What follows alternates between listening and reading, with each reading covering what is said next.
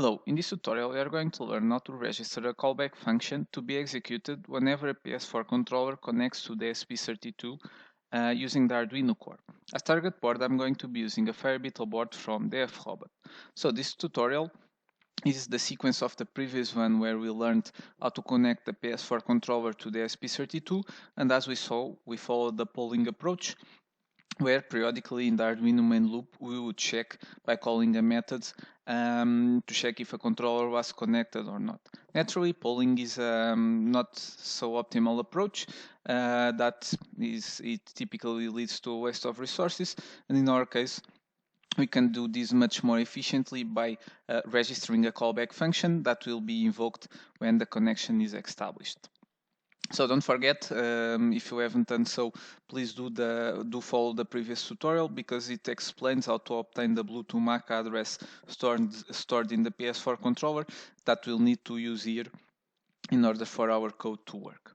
So jumping into the code, the first thing we are going to do is including the library, this PS4 controller.h library that will make available this external variable called PS4 that basically it exposes to us some higher level methods that allow us to interact with the controller, making it ready to receive, making the ESP32 ready to receive a connection, and all of this without needing to worry about the lower level details of the protocol to get information and to exchange information with the controller.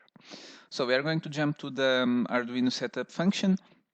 Basically, as usual and as we did before, we start by opening a serial connection. This will allow us to output the results of our program, and then we are going to call this begin method to set up the ESP32 to be ready to receive the connection. So this method, under the hood, it will take care of all the Bluetooth layer initialization that needs to be performed for the device, for the ESP32 to be ready to receive the mentioned connection.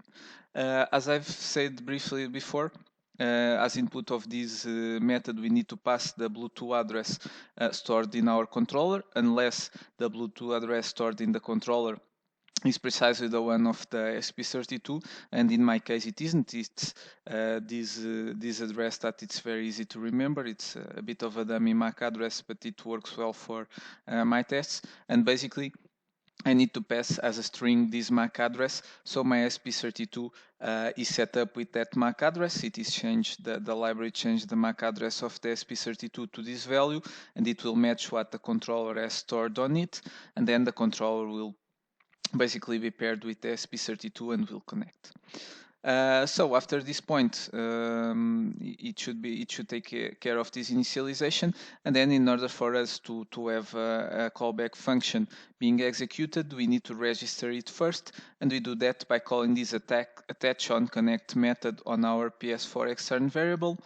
And as input of this method, we simply pass our function. I'm calling it onConnect. We are going to analyze its implementation in a minute. It's here, as you can see.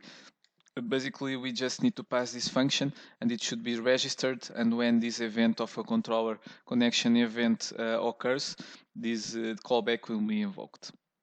Then we print here this message saying the initialization is ready for the user that is looking into the serial console to know that this initial part is done. Note that since we are going to use an asynchronous approach with a callback, we no longer need to use the Arduino main loop.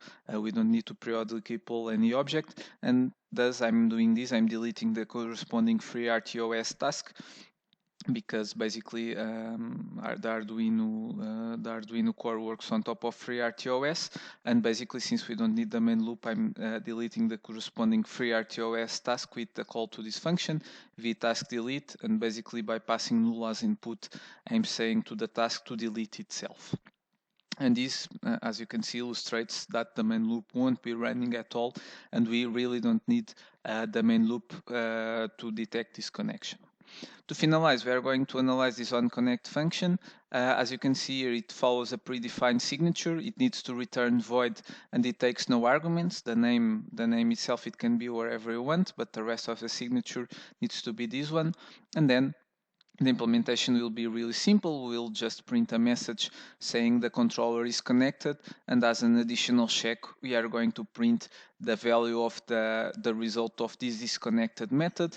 Basically, this isConnected method indicates if a controller is currently connected or not. Obviously, it should be redundant at this point because we know this callback is being invoked due to a connection of a controller, but we are doing this just for illustration purposes, and recall that this was a method we have invoked in the previous tutorial. The code is this, very simple, as you can see here. It's really trivial to make to move from a polling approach to a synchronous approach. And now I've already uploaded the code to my ESP32.